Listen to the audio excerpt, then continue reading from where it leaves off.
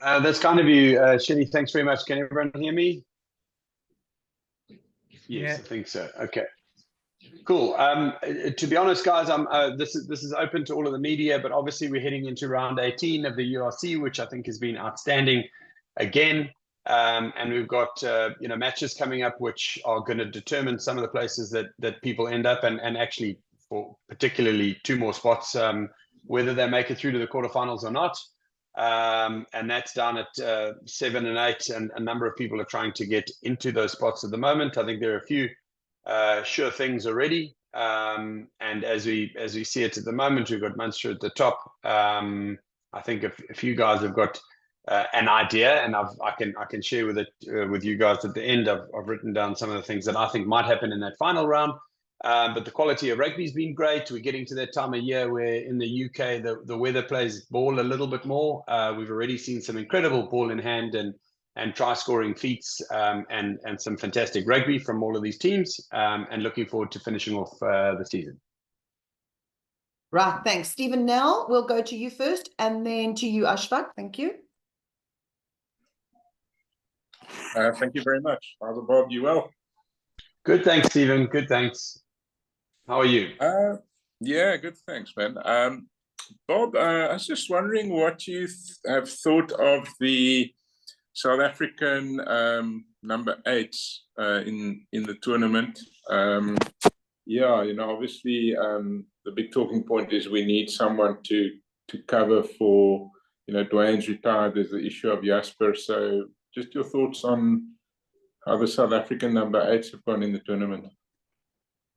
Well, I mean, I think the important thing, as always, for us as South Africans, is we've got a number of loose forward options to choose from, and I think you're right. The number 8s. I mean, recently a performance that long range try from Pepsi, Buthelezi, who can play a number of positions in loose forward, just reminded me of how much talent there is out there and talent to burn. So I think. Are we going to see the evolution of Evan Roos to a general squad player, into a player that can step into that role permanently? Are we going to see a guy like Pepsi, become a person that is always picked? There's some interesting players leading the stats. I mean, I think for me, the number of carries that we've seen from loose forwards, Roos is up there. Number of line-out steals, the number of defenders beaten. We're seeing a lot of loose forwards in that space. Roos is again there up there with Diamani, who can also play 8. So I don't know who the individual is going to be. I'm sure Rassie and them are following both the stats and the performance very closely. But I think you're 100% right with Jasper out. It's something that the guys are going to have to put front and center. I think those are probably the leaders at the moment. I mean, I think I would say Norky and a couple of the guys from the Bulls side are very good in the basic game. But are we going to see someone breaking the mold a little bit? Well, South Africa is the place where we can send players to do that. And just on Roos, we have spoken before about the issue of discipline. Obviously, in most metrics, he's good. Obviously, in the URC, also leads, or is one of the leaders in terms of turnovers and over the ball, which is a very important thing. But how do you feel about the evolution of his game, just in terms of the discipline side? Look, I think he's a great player who plays with his heart on his sleeve, and we've seen, he's given away 1 or 2 penalties in that space. I haven't seen it as a persistent problem. He's super passionate, and that's the bit you can't coach. The bit you can coach is the discipline and the conversations you need to have with players about what they're doing in the broader spect. I certainly don't think that that's a problem for him in the long run. He would fit into any international team around the world at the moment, and in particular, people want to play with people who want to play with them. They want to play with quality players who can be around when, as they say, the dust settles, and you can look at the environment and say, well, that guy was contributing from minute 1 to minute 80. So I certainly wouldn't think that's a factor for him. Cool. Thanks very much, Bob. Sure. Hi, Bob. It's Ashfaq here. How are you? Good, thanks, Ashfaq. How are you? All right, man. All right. Just to add on to Stephen's question there, do you think that the last round of the URC and the playoffs can maybe decide that Springbok number 8's berth? Would you think that Rassie would place a lot of emphasis on that? And with that, would you go for a Dwayne Vermeulen type of physical number 8 or more creative player like yourself and Warren Whiteley, play with the ball a bit as a Springbok number 8 going forward? Look, it's a tough one, and it's a good question. So will Rassie place focus on it? Obviously, he will, because the URC is hugely important to the South African teams, and they're playing against, the starting lineup of Ireland, Scotland, Wales, and certainly quality players. So definitely, he would place a huge emphasis on that. I think the kind of player, Rassie's got a fantastic model where he goes for the right player as opposed to the best player. So that might be a factor. He might want someone who fits into the pattern that he wants to play. Excuse me. He might want someone who contributes in a different way than other players, or brings something extra to the table. And I think we've got a number of loose forwards who can do that. And I've mentioned a lot of names, who could be very different. I mean, we've seen different types of loose forwards come out of South Africa. We know that we've had ball carrying number 7s, ball stealing number 6s, sort of rangy linking number 8.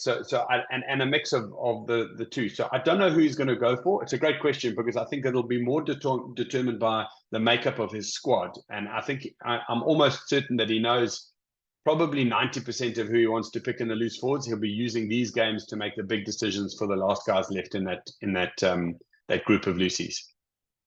And then just on the URC playoff race there, it's so tight. I mean, Bulls are still going for top spot, although Munster will decide that against Ulster.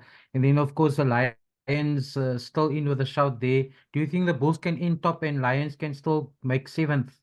Because I think 8th is now out because the Sharks won the Challenge Cup.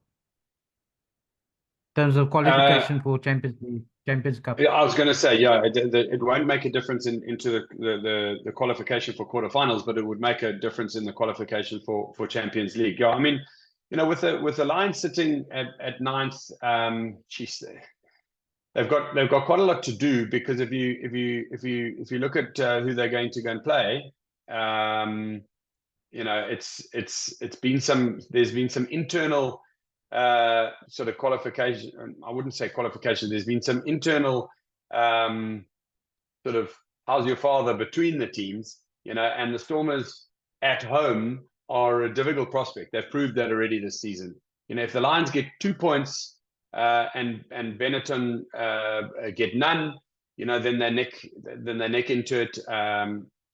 I just see Edinburgh playing good enough rugby to beat Benetton, but Benetton probably being close enough to either come in with a 7 points or score enough tries, because they have scored tries this season. So it might be a little bit tough. I haven't picked them as a team that go through right now, just based on the probabilities that I think. And in terms of the Bulls, it's also a good question. I think the Bulls are up against it a little bit, because Munster, don't have the most difficult last match of the season. And if they're going to be going in the Ulster game at home, you would expect that they pick up enough points there to keep their position. Like I said, it's always a balance of probabilities. I'm speculating, but that's my thought on those two. Thanks, Bob. No worries. Ken Borland, I see your hand up. Over to you.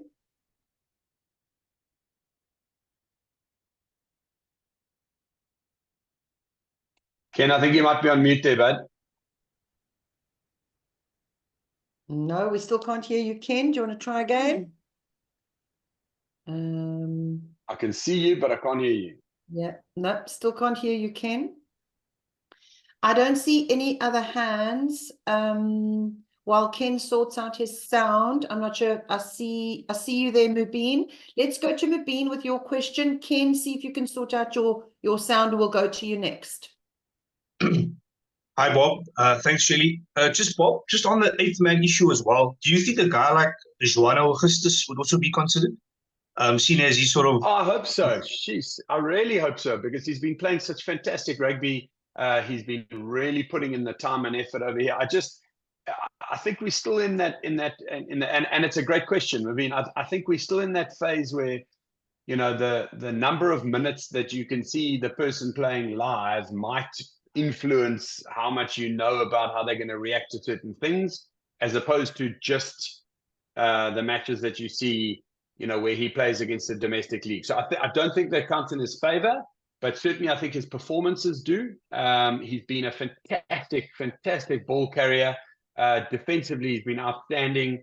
He's a good, I mean, he jumps less in the lineout than lift, but he's still a good lineout proponent. And I would imagine he's in that broad scheme of thinking because of how much he knows about the players from this part of the world, and how much he can add to the general intelligence and knowledge of the squad. Yeah, and just Bob, in terms of the Stormers campaign, obviously in the season 3 of the URC, we've seen they've been a bit disappointing this season, but they're obviously coming back nicely now. They've got the 2 away wins, and they're most likely going to qualify. Well, they've qualified for the quarterfinals, but this time around they'll be playing away. What do you think of their prospects? Do you think they could still maybe make a final for the 3rd time? Just your thoughts on the Storms. Look, I would say that for their very high standards, they have been disappointing. I think even John Dobson has said that he thinks they drop points when they shouldn't have. You know, we all go back to different factors for that, and you know, you can moan about travel or you can moan about, but it doesn't really matter. Everyone's got a whole bunch of things that they need to contend with when they're competing for you know, victories in any tournament. So I think they will be disappointed that they're not guaranteed a home sort of playoff run, at least close to a home playoff run into a final, and they'll be doing their best to prepare for trying to win away from home. I think the opportunity for them to potentially be in a quarterfinal that is meaningful, although it's quite likely to be against the Bulls if you look at how it stands, then it's still in South Africa, so it's slightly less travel. That's a factor. And they've played the Bulls, and they've played the Bulls well a number of times over the last 3-4 years. I think it's just the one victory that the Bulls have got against them. So you would imagine that they give themselves a chance to make it through, and then you know, after that point, it remains the big teams of the tournament that they're up against, and they've either won or come close to winning against all of them, in particular at home. So it just depends who they would come up against at that stage. And then just Bob, my last question for you. Would you we've asked Corday, we've asked John, we've asked Victor as well this question. Who would you select as your Springbok captain, known as you're a former Springbok captain yourself? I mean, I have thought about this, and you know, in the modern era, the role of captain is evolving so quickly that there's always different factors. I think you've got a fantastic shoe-in captain in Eben Etzebeth. I mean, you know, he's been involved in the senior leadership. He's a fantastic leader, you know, anyway, and he's aligned with Rassie, aligned with the coaches, aligned with what the Springboks want to achieve. He's been involved in some very, very big games against Ireland and New Zealand recently, and knows the level of performance that you need to perform at, or the delivery of the level of performance that you need to win international test matches. So if I was looking for a least disruptive path, and Sia is not available and not playing, etc., then for me, he's certainly a good option. Thank you, Bob. Thanks, Shelley. Tom Sanson, over to you. I see your hand up. Thank you. Hi, Bob. Great to chat with you. Just a couple of questions on the Sharks as they won the Challenge Cup over the weekend. You know, as a club that's, you know, close to your heart, how important was it for you and for the club to see them lift their first major silverware against Gloucester? Well, it was a magnificent performance. I mean, they were almost flawless. You know, the individuals really came to the party. I was really pleased for them, and I think after a difficult season, they'll really be pleased with what they've been able to achieve. It means that despite all the losses in the season and the negativity around losing, you know, it's a fabled team that have won a lot of competitions and are great sort of deliverers of good performances. They're able to leapfrog into Champions Cup, so they'll be delighted, and I bet you they'll be very competitive at that level. In fact, I have to say that you know, if you look at that performance when it was needed at the right time, I certainly feel that, you know, the Sharks and Leinster and Toulouse were on the same level. Gloucester perhaps on the day weren't, and that's got to be positive for the Sharks to say, well, doesn't matter how the tables bear out for next season, at least we'll feel competitive home and away. Thank you. And it was, you know, it's historic for the Sharks to be the first South African team to win an EPCR title. Your thoughts on the importance of that as a milestone accomplishment for the South African clubs? I think it's fantastic, and I'm delighted. I mean, listen, I've been an advocate for South Africa's participation in these leagues for a long time. I think that's very, very clear for anyone who's you know, taken in any of the punditry or commentary that I've been part of. And I think it's an amazing achievement. You know, I've spoken before about how good it was for the Stormers to be part of you know, getting to the top end of URC, but the top end of URC and then into the next level, qualifying sort of champions level tournaments is one level up. So it's fantastic. Kudos to the Sharks to be the first team to do that.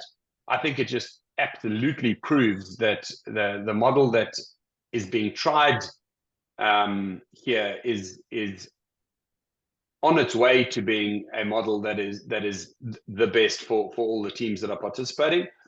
There's obviously tweaks and there's different people who want to change different things, but I love it. If the South African teams can compete at that level of EPCR rugby in general and European rugby in general, we might have to change that name of just European rugby. It might have to be something to do with the hemispheres, east and west, as opposed to north and south. So yeah, very, very, very pleased for them.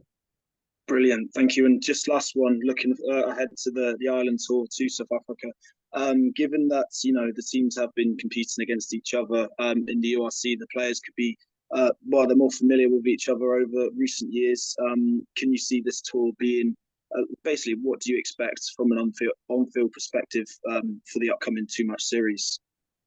Oh, I expect a very fired up and very motivated Irish team. You know, they've got some bitter disappointment that they've had to swallow post World Cup. They obviously, you know, bounced back and were very good in the domestic or sort of European-wide competitions here, both at an international and club level.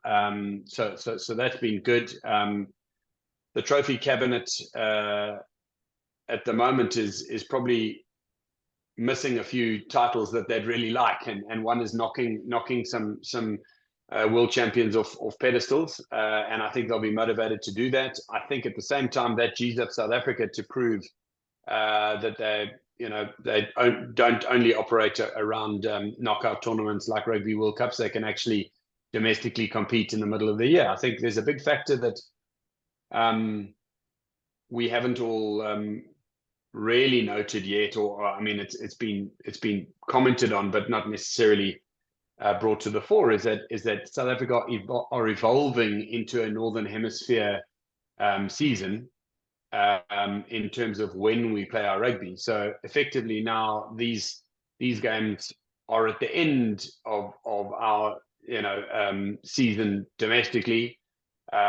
We would have been going into sort of the middle of the year, if you know what I mean, in terms of our provincial tournaments usually, and that's different. So I hope that isn't a factor for the South African players in terms of fatigue and time together. I think it means that because we haven't had a Six Nations, we potentially haven't had as much time to prepare.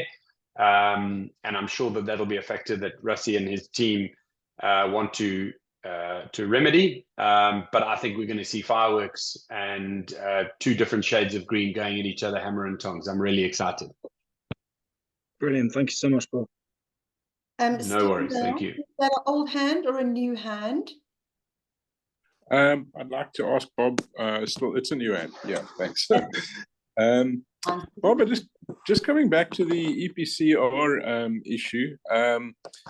There's not I felt a lot of the comment on the Bulls, for example, haven't been really nuanced, because I think things are being overlooked. For example, South Africa is still buying its shareholding into EPCR, which means they don't share in the commercial bounty and so on. So do you think that the Bulls have been, and by that also South African rugby, some of the criticism about that fielding the B team has been a little bit harsh and unfair?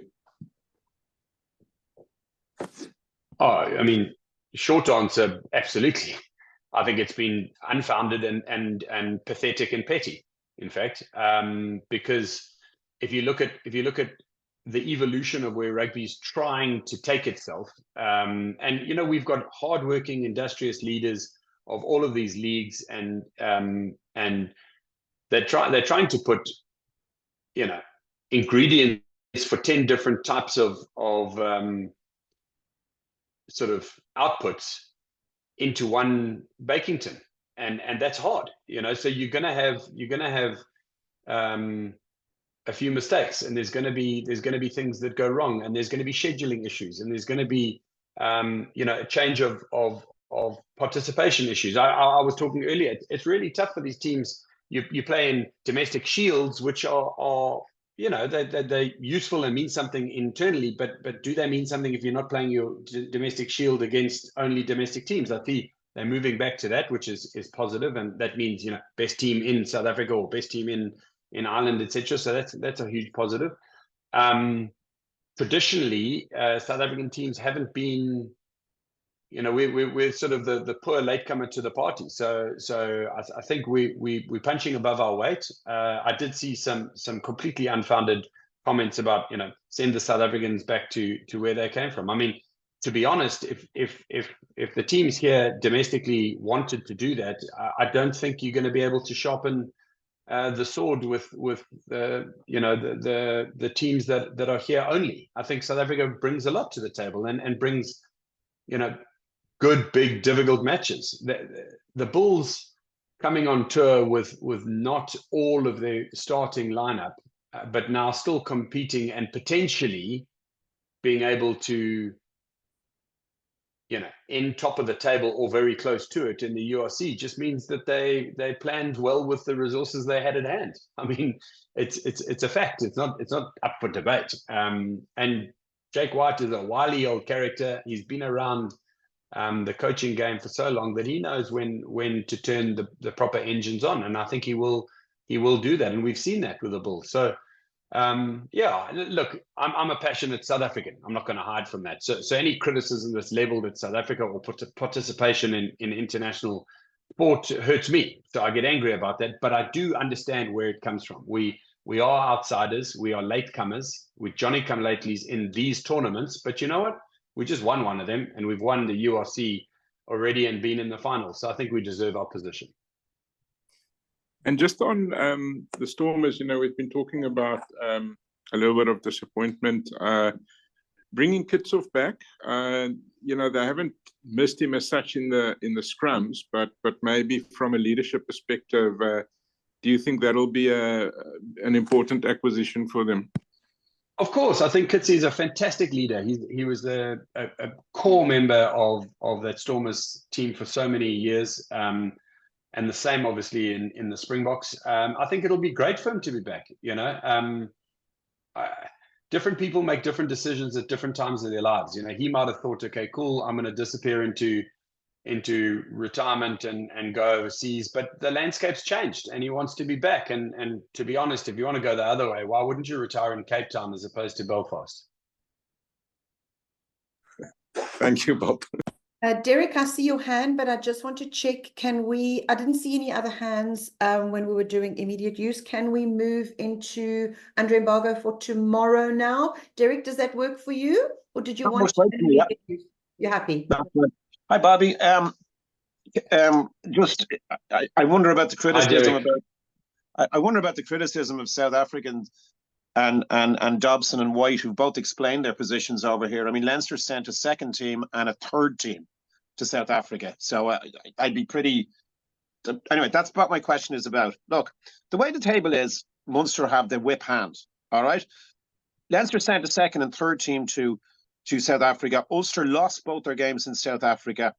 Munster won both their games in South Africa with a very smart plan. There was no doubt it was a smart plan, and I want you to tell me about that. What do you make of the venerable old province that some of your old colleagues have played for? They're a grizzled bunch. They don't have superstars, yet they're admired. Certainly, we think they're admired worldwide. Could you just tell us a bit about how you see those two wins as being so important? Well, I think you make a great point, Derek, and I know we're not talking about the criticism of South Africa, so we can put that in the past. I actually think Munster have played a fantastic season, and they've really, really proved that there's no I in team. They've needed to use the whole squad. They've needed to use players coming through. They've needed to use people with less international experience than perhaps their sort of more celebrated provincial rivals just down the road. And they've had to create opportunities for grisly wins. And you know what? It's really worked in their favor. In fact, I think they're going to. I've marked them down. I'm not a betting man, but if I was, I'd mark them down as ending top of the table. You know, and they've had a fantastic win last year. So defending champions, why would they not be out and out favorites to go on and win it? Well, the main reason is because a lot of people, I think, maybe play down the Munster victories of old and what they've done this season. So I think they'll like that. They don't mind being underdogs. They've probably been best at being underdogs and knocking over, famous teams when they least expect it. So I think it's a fantastic opportunity for them to hold their line, hold their position, and then three good performances away from competing a final. Now, tell me, now that we have this microscope on Irish teams, your former centre colleague and captain would have played with them, BJ Bolta, and I'm just thinking back for Sean Payne, various people who you knew. How is your perception of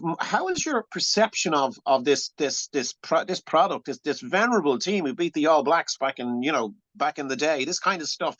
Has your perception changed them at all, or do you like watching them? Would you turn on the television to watch them, for instance?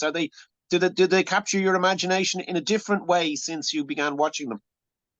Oh, absolutely. Look, I mean, Munster have always been one of the teams that we've known about in South Africa because of, like you said, victories against the All Blacks, victories in European rugby, victories, domestically, and some of the great players that have come over and played for them, sure, but also some of the great players that have come out of the area. So I think Munster add a lot to this tournament. I think they add a lot to European club rugby in general, and I think we've got a very South Africans like people that are not easy to beat, because we don't like, we're not sort of out there to go and play rugby against, people that aren't necessarily taking us on. Munster never take a backward step, and I think it's fantastic. So their reputation precedes them. Their performance has exceeded that reputation a number of times over the years, and particularly this season, they've done exceptionally well. So we see them in a very good light with great respect, and look forward to big games against them.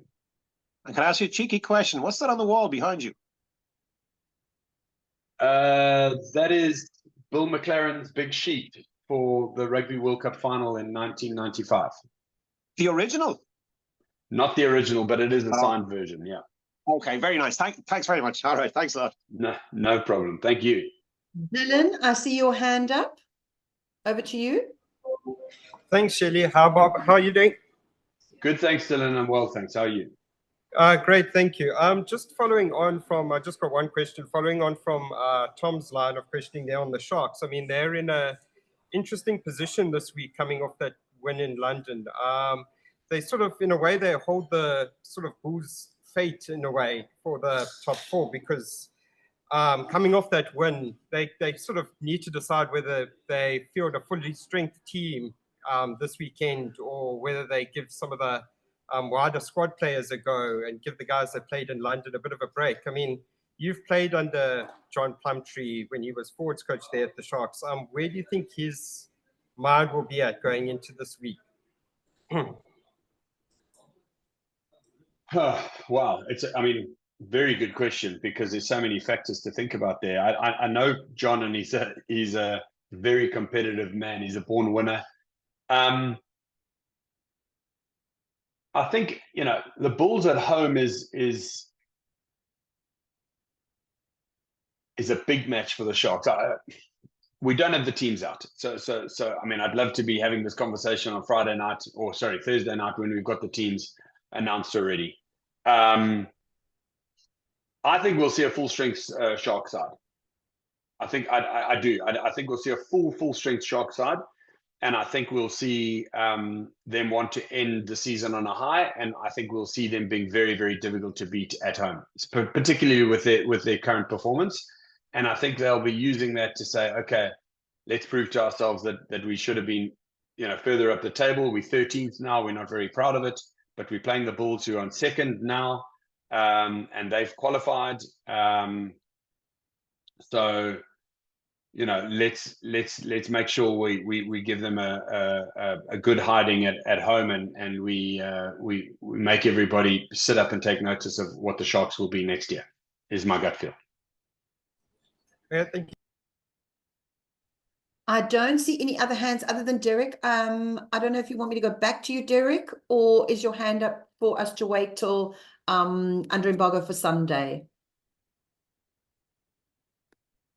Must be up for Sunday. No other hands, no other questions. Going once, going twice. Okay, what we'll do is Johan, Michael, Derek, anybody else for under embargo until Sunday morning can stay on. Then I will bid farewell to everybody else on the call.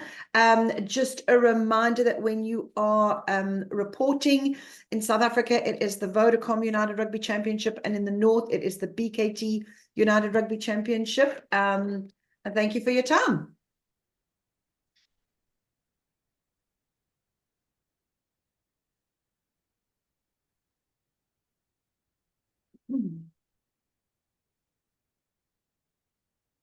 Bob, I'll let you know when we're ready to go, if you can just hold. No problem.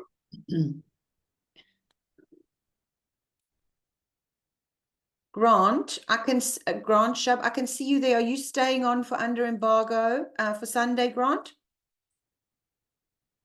Yeah, thanks, Shub. No worries. Johan, Michael, Grant. Okay, perfect. Grant, let's go to you first.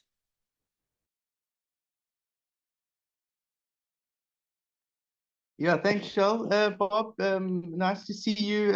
How would you assess the season that's gone now, and just the landscape overall? Geez, Grant, that's quite broad. I think it's been another good season for URC. We've seen some highs and some lows. I think we've seen some fantastic performances. We are starting to get to grips with the change in temperature and weather. We are starting to get to grips with traveling away from home and understanding where and when you play your best teams, or play your trump cards, if you will. I think we've got a very representative top 8 at the moment as it stands. I think the people, or the teams at least, who are sitting in pole position, you know, Munster, Bulls, Leinster, Glasgow in the top 4 at the moment, and that's not going to change in terms of who's there. It's just might change in terms of the rankings. I think that's very representative of the kind of rugby that those 4 teams have played. Particularly Glasgow, I think, have played better rugby than they thought. They've had a loss away from home that they didn't want to give away. I caught up with Franco about that, and he's really disappointed that he didn't have a guaranteed home sort of semi-final going into this, because he knows how getting to the sharp end of the season, you can quickly drop out. But I think, I suppose if you look onto the game that they've got for this next round, I mean, it's people that they know super well and play against all the time. And I mean, I think they would probably be confident that they can get a full 5 points against Zebra, so they'll be sitting pretty. And then the rest of the table, I think, is well represented. The bottom four after that, Stormers, Ulster, Edinburgh, and Benetton. Benetton, I think, actually have dropped away a little bit in the second half of the season. They'll be disappointed with that because they were seriously hard to beat at home. They travelled well this year. They scored some great tries. They played some fantastic rugby. And I think we saw a translation of their talent from the domestic team into the Italian national team, and that's got to be good for competitive rugby. So I think the URC, again, is delivering as part of this broader rugby universe. And I think all the contributing nations are doing a great job. Great, thanks, Bob. And just in terms of the Vodacom URC, how would you compare and contrast it to the likes of the top 14 in the Gallagher Premiership? Well, I think the URC is probably more diverse in its offering than the Gallagher Premiership. I mean, top 14 is super competitive. It's a promotion relegation system. So down at the bottom now, end of the season, there's much wailing and gnashing of teeth.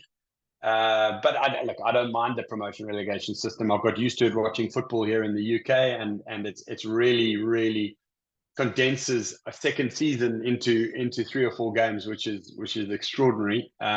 So watching that's been fascinating, and to see that in rugby is great. But in the URC environment, it's more promotion relegation into championship level rugby. So it's competitive these last couple of games to try and make sure that you qualify not only for quarterfinals, but for those all crucial top 8 positions, and sometimes top 9, depending, top 7 or 9, depending on where people qualify from.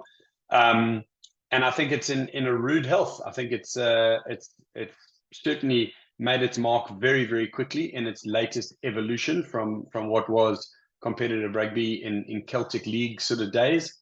And I think it's a fantastic contribution to world rugby. Grant, is that all from you? Yeah, great. Thanks, Shell and Bob. Cool. Johan, over to you.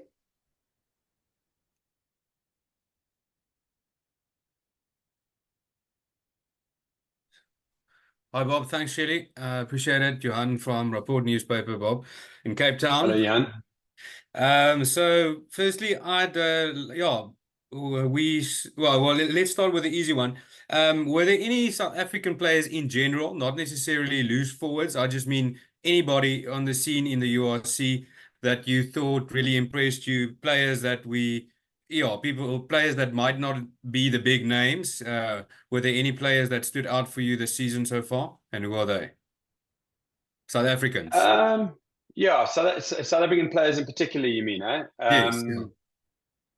Yeah, I think there were a couple of guys who did stuff that was surprisingly good to watch for me. I think a couple of and let me qualify that. I like a number 8 who carries the ball, so I liked Evan Roos's carrying the ball. I mean, he was leading the carries across the tournament. He was in the top 3. There, he was very good. I loved the fact that Warwick Galant was offloading in the tackle a lot, because I see that as a very useful thing to a counter-attacking team like the Stormers. So I was really pleased about that. And then I was also very pleased for a young guy who I've watched for a long time, and unfortunately one injury I think just came at the wrong time, and that's Afaleli Fati. I think he recorded the most breaks in the tournament, most clean breaks, and the best part about that. Most meters in as well, yeah. Okay, so he's got. I didn't know he had the most meters, but that's fantastic. I knew he was up there in terms of the number of carries, but the fact that he's got the most clean breaks, for me, looking at the Springbok team, you know, what do we need out there? We need big, strong, fast guys who can carry the ball, and he's putting his hand up. So I was really pleased for him about that. And then there are a few sort of little ones which I think the South Africans absolutely dominated on lineouts, managing our own ball. We won, you know, more lineouts. I think we had sort of 5 or 6 guys in the most lineouts won. So fantastic as a good platform possession. That can always translate upwards to a national team, because, you know, since the days where I played a long time ago, the Victor Matfields of the world, you know, just drilling into us how important it was to have a platform where you get good, clean, solid ball of your own, and have 100% possession when it happens is so useful, and we've seen that with the Springboks as well. So that's very good.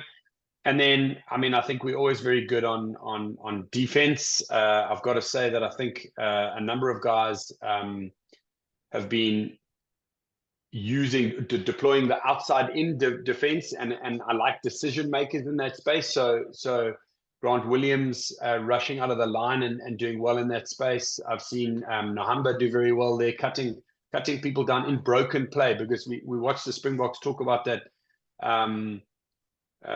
It's almost like a I don't know what the example would be, but like broken defense who can stop the opposition from getting away from you. And, you know, often we see Faf de Klerk doing that, but now having 3 or 4 other players who can do it as well and cut down defenses, catch them, and then the Lucies are there to steal the ball. Very, very useful. So those are probably the guys that for me have stood out the most. Thanks very much. I just have a follow-up on that one with regards to Ampelele Fassi. So he's leading a lot of the stats. I mean, he's been a Springbok before, didn't get a lot of game time. There has been a bit of criticism about his defense maybe, but I mean, on Friday night again, he showed why he can play at the highest level. So especially if we look at the players at the back now, Damian Willems is injured, so Willie Leroux still there, but Damian was playing at the World Cup. So do you think Ampelele is in the mix again to probably get a chance at the Springboks? I think he has to be. I mean, I saw Damian with a cast on his hand. I don't know the extent of the injury, but I don't think he's going to be, you know, well, he's certainly not involved in the short term. So that's a hole we'll have to fill. I think Canan Moody's able to play, you know, 3 of the 4 back 4 positions if you include outside centre, because I've seen him on the wing and fullback and outside centre. And Fassi's quite similar because he plays left wing and fullback. I think he's big enough and strong enough. Defensively, has he made that many mistakes? I don't think he's terrible there. I think it often, you know, defense has got to do with the number of connections that you have, who you play with. You know, like a 12 and 13 are that know each other are harder to break down than a 12 and a 13 who don't know each other, because you might make decisions incorrectly. So I think we could definitely put Fassi down as a guy who could be part of that squad. I love his counter-attacking game and his immense speed. So why wouldn't you want him part of it? Thank you. Then just the last one from my side. There's also been some talk about some of in the UK at the moment of the South Africans maybe being considered or qualifying for England. So there are a few names that were put out: Andrew Liebenberg, Jacques Vermeulen, Bernard Jansen van Rensburg, and Tyron Green. So that's just to mention about 4. Not all of them are eligible yet. It could happen in the next few months or a year. Who of those do you think have impressed you, and do you think might be considered for England? Well, I've obviously missed that. I didn't know that they were being considered. Are you saying they're being considered? No, they're not considered at the moment. No, they can qualify. Okay. So they qualify, so they would be there. Yeah, look. It's Andrew Liebenberg, Jacques Vermeulen, Bernard Jansen van Rensburg, and Tyron Green. All playing in England, Yeah. It's a tough one, Johan. I mean, without being arrogant about it, we're very lucky with the quality of players we've had coming out of South Africa for a number of years now. We've had players like Kyle Steyn and Duan van der Merwe, who've played exceptionally well for other countries, Keskuman, VPNL, and those kind of guys, and we know that. So I don't like getting caught up in the debate about whether it should happen or not. So I'm just going to park that. Those players, if you reel off those names, they are weekly performers in the Premiership. You know, I know Tyron Green was the best performing fullback, not necessarily this season, but last season. Incredible counter attacks, some amazing highlights reel type tries that he was scoring, diving into the corner, some brilliant things that he's done. Hanro Liebenberg, incredible defense, great leadership, good carrying of the ball. You know, I mean, why would you not want to consider those guys? So I don't know what decision they'll make. I also don't know what decisions England Rugby are making. You know, I think they're very strict about who can play and who can't play. It seems to be at the moment, until the laws need to be bent. I'm sure the laws will be kept in place. You know, we've seen different teams and different international setups change over the years. So look, if they get a chance to play, and they've made the UK their home and they qualify, absolutely, I'm 100% behind them. One, being picked, and two, giving a go for the English national team. And if they make it, congratulations, and I hope they do super well. I don't think rugby and sport is very, very unique. In fact, that the next level of achievement is then actually governed by your background. You know, and football and handball and other sports have come to the realization that wherever you ply your trade, you should be able to qualify for wherever you qualify for, you know, as an individual. So I think there's a whole bunch of nuances in that, but I certainly think those guys are performing, and if they make it, congratulations and super well done. Thanks very much. That's all from my side. Yeah, just Tyron Green and Bernard was also in the Premiership team of the season. Team of the season, yeah. Sorry, I left Bernard out, but I mean, he's been absolutely outstanding, and in fact, I think was you know, a guy who was putting his hand up even for South African type selection early in the season. So I would imagine that anybody around would be looking at him. Yeah. Cool. Thanks very much. Appreciate it. Pleasure. Right, Michael Flismus, over to you. We've still got Bob for another 6 minutes. Great stuff. Thanks so much, Shelley. Thank you, Bob. I appreciate your time. Just, you know, looking at you personally, you were so far ahead of your time as a player, but also in terms of a star in the game, your marketability, you as the whole package. At the time that you played, you could have still been that playing now in a competition like the VURC. I mean, how much would you have loved, or do you look at what the VRC brings now and where rugby is the opportunities and so on, and being that kind of player that you were, do you look at it and say, geez, what I could have done playing in the VRC as well, and that kind of marketability and options that are available now as well? Thanks, Michael. Good to see you. I mean, look, I'm never a guy who regrets things, because I certainly was incredibly lucky to do things that I did in sport. But I look at the players playing now, and I see some of the games and the tries and where they're playing and the platform they're playing on. And you look at, you know, sitting in the Tottenham Hotspur Stadium with 90,000 people at a final of a tournament, and you think, sure, but I'd love to be part of that. You know, I never shied away from the big occasions, and I feel I actually played better in some of the big occasions. So I certainly would have enjoyed it. I don't regret it in any way that I was born when I was. You know, I think some of the players today are so tough and big and strong that maybe I'm lucky that I wasn't playing against them, you know, because of the ability and certainly the size and the speed and the strength of the guys. But yeah, I certainly think rugby's evolved. I love the URC. I love what the URC stands for. I think it's a challenger brand in the rugby leagues around the world.